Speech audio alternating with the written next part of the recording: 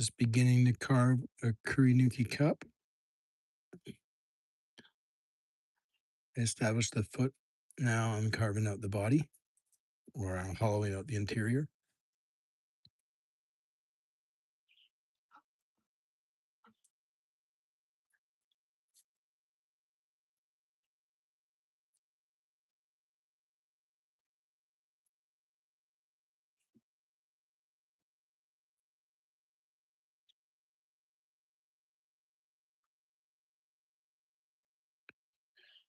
So just hollowing out the interior of this cup with a trimming tool.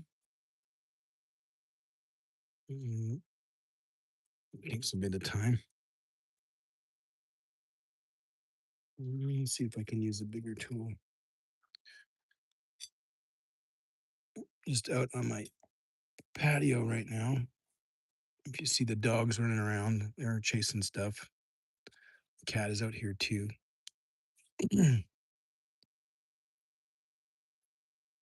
Yeah. So just scooping out the interior. I like to use a trimming tool to get this. Just turn it down. I tempered this clay with about 10% sand yesterday. It's still really plastic, which is good. I'll see how this fires. I used a 20% temper and it leaves a little bit too much. So I tried it with this one. We'll see how it goes. The last piece that I did last night, I didn't use any temper in it. And then I've noticed that the last pot was cracking. So I don't know if it's going to stand up or not. We'll find out soon enough, though. Mm. Thanks for everybody for joining, following along.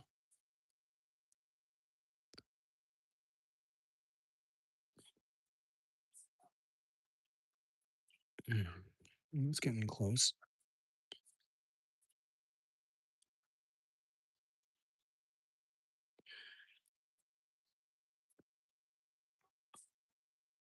Okay, a little bit more.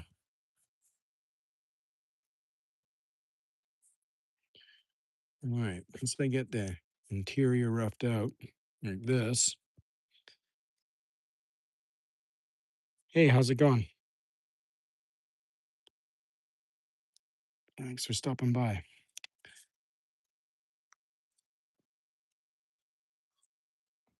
Mm.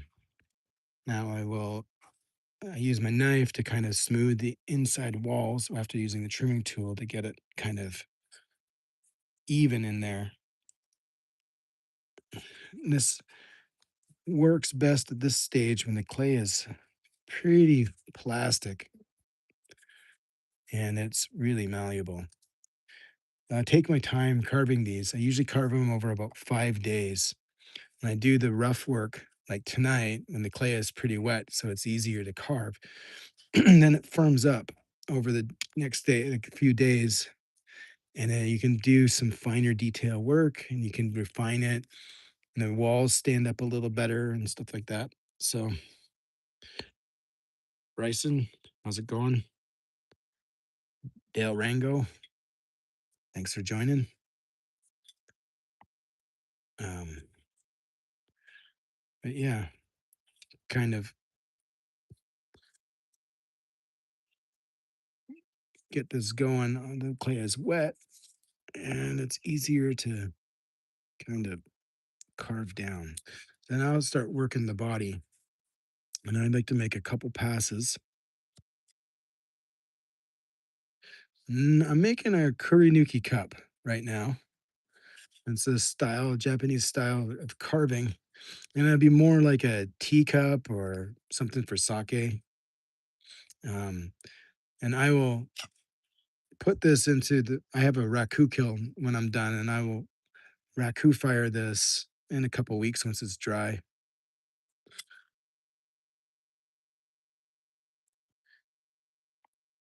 Hey, Dimmy. So,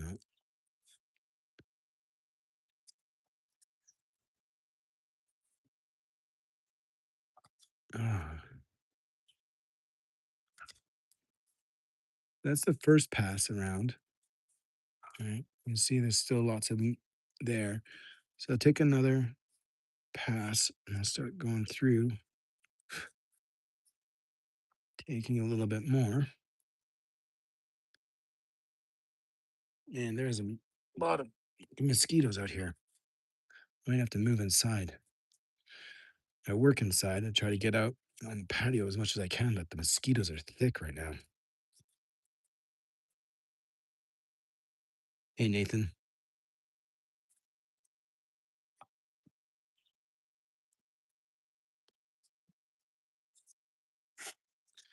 So this is still really wet. Usually I carve a foot ring right here, but this is still wet, so it's just going to collapse if I do it. I'll have to do that tomorrow.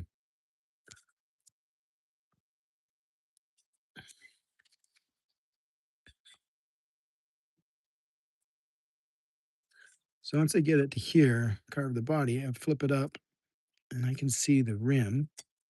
And I'll trim the rim, take some more off the top here. I like to carve from the foot down to the rim because it leaves the walls in a better shape. If you go the other way, you can really mess up the walls. There's not enough strength in the clay when it's wet like this to hold up to the pressure. And so you end up with tears in the walls and stuff like that. And so kind of rough it out like this. And then I like to compress the rim, and I usually just use my knife and I paddle the rim to compress it, get rid of any of the little cracks in there.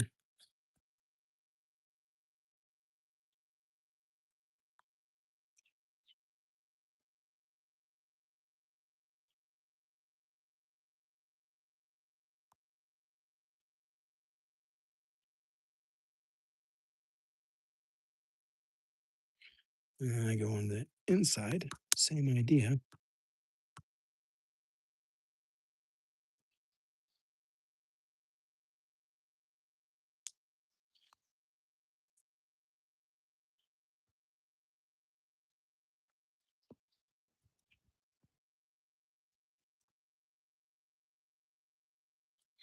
It's nice and a little structure to it. And I'll form it up with my, just pinch it into place, get the rim and the lip so that it's got some body to it and refine it a bit. And like I say, I'll come back to this same cup for about 5 days. Each day it firms up and you can come back and refine it a little more. I'll come back and uh, trim this right now.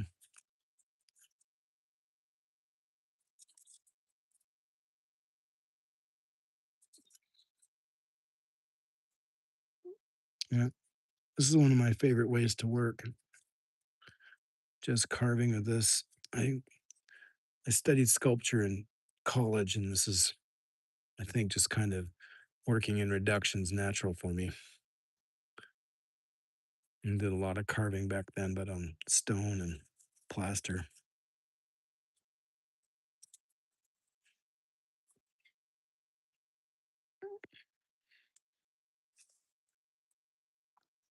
Okay.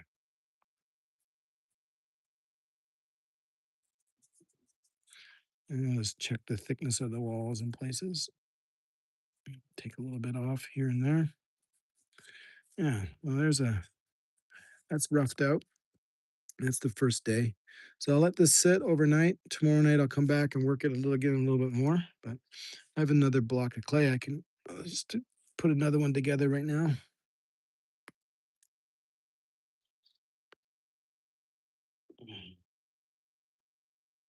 All right.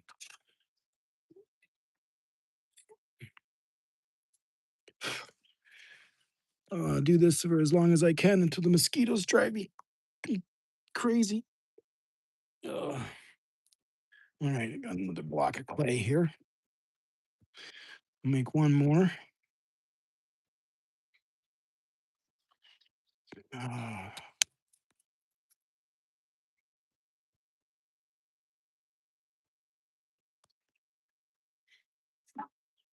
Okay.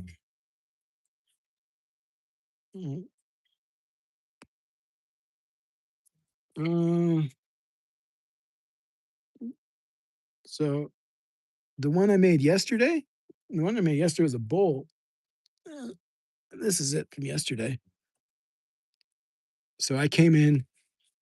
I don't know if you saw the one yesterday or not, but this one, I mean, I've worked it again. So the clay is a little firmer because it's been able to dry, and I was able to kind of thin the walls a little bit more. I was um, able to thin this down here and kind of take some more off and refine it. And uh, every day you can thin it a little bit more because the clay is firmer and it's got a little bit more strength to it. And as you get the strength to it, you can thin it. Um, Same with like doing pinch pots and stuff like that. You can really, if you do a pinch pot over several days, you can get the walls really thin. But so this is the same idea here. So I worked this one last night, and then I worked this one inside for 5 or 10 minutes just before dinner. So, but this is like a tea bowl that I made the other day or last night actually, and that one will be. I'll get that one in hopefully bisque fire for next weekend or the weekend after.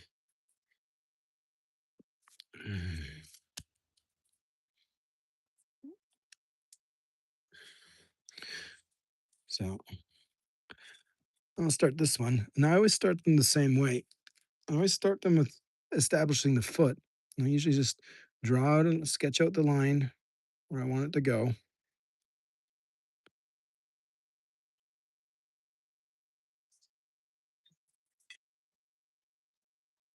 And I got that established there. And then I come in and I just start carving down.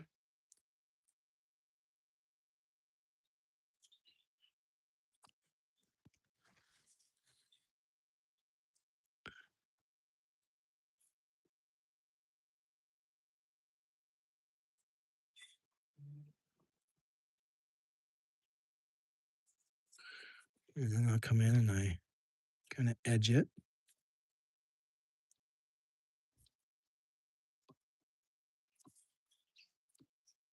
Right.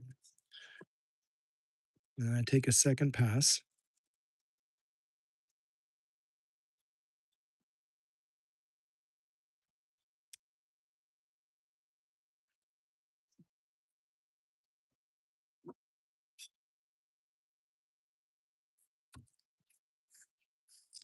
like that. So now you can see I got the foot here. And usually I start and I'll carve out the middle right there. But I'm going to do that tomorrow because the clay is pretty wet and it's just going to flatten all the way out right now. So then you flip it over and I mark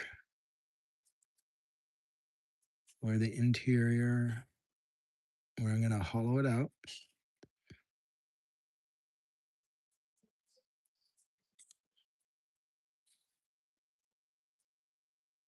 And I start, use a bigger trimming tool and just spin it down.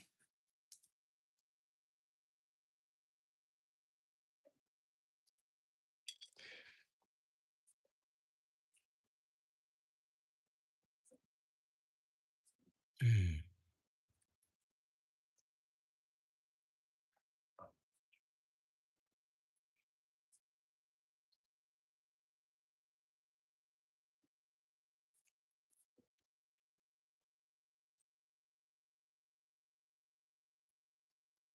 And we'll take this down a couple more inches.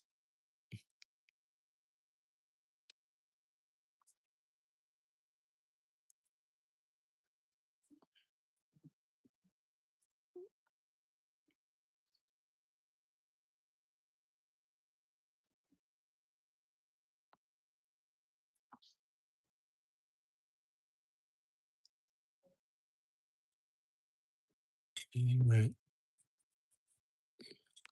Measure. Okay. One more.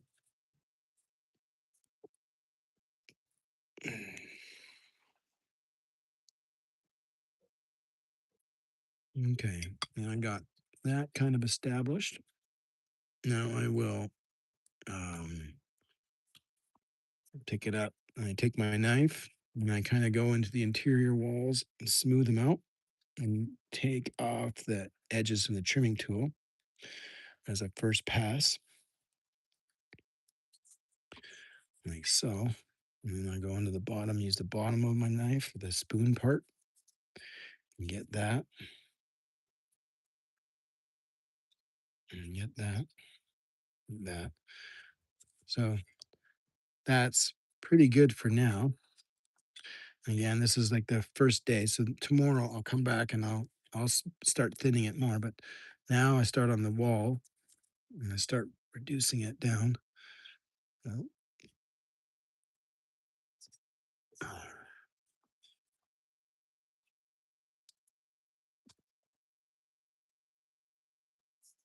oh, I think my cat just caught a bird.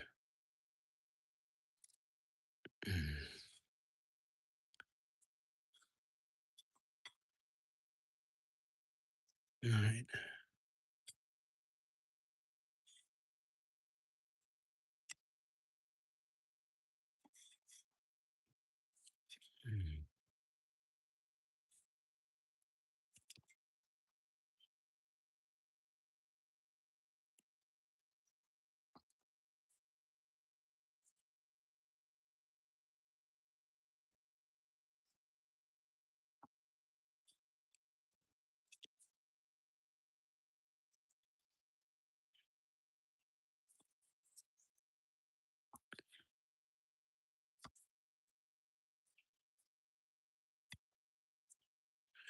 So this clay I found when I was at a job site in San Clemente along the ocean bluff. Right on the bluffs, we're working a project there, and I was walking back to the truck and I saw this clay deposit. So I started hauling buckets back to the truck. Most of my coworkers thought I was crazy hauling dirt home from a construction site, but it's made really nice clay.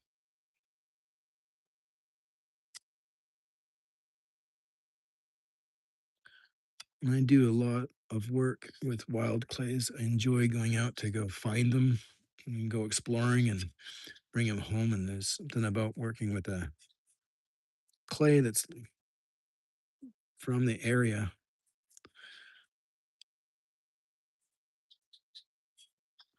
I often on the weekends head out to the desert or down to the coast and put the truck in 4x4 and head down dusty roads, which is pretty fun.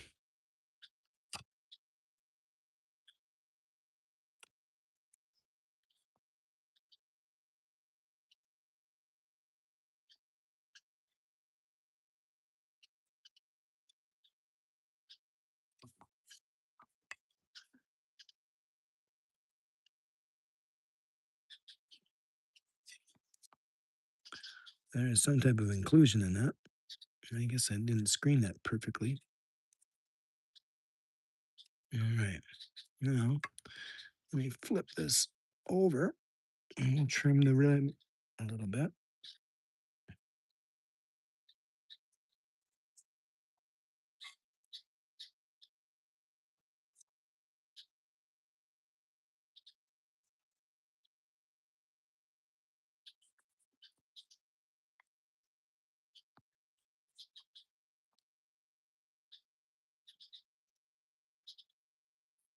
It's not thick there.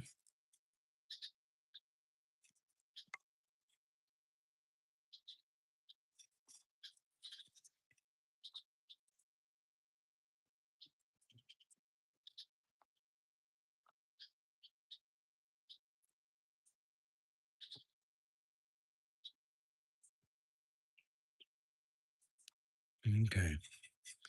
That's pretty good for the rough form for tonight. But I'm going to paddle the rim just to make sure it's nice and compressed, get rid of some of the cracks that form.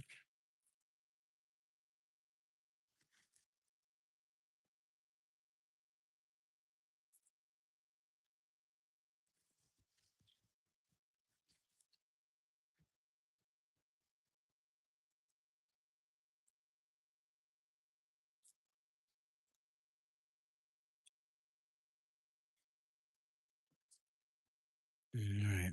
And the interior.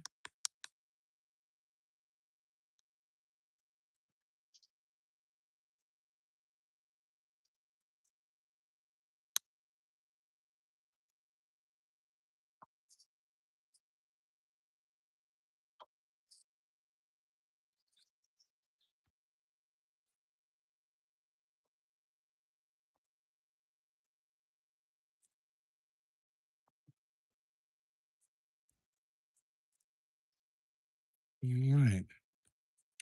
And there you have it. That's the roughing out a Kurinuki cup. I'll go back and refine this tomorrow and over the weekend. Because I like to have to see the facets. So why I don't paddle the rest of it too? I like to see the facets of this. I like that look, and that's the look of Kurinuki.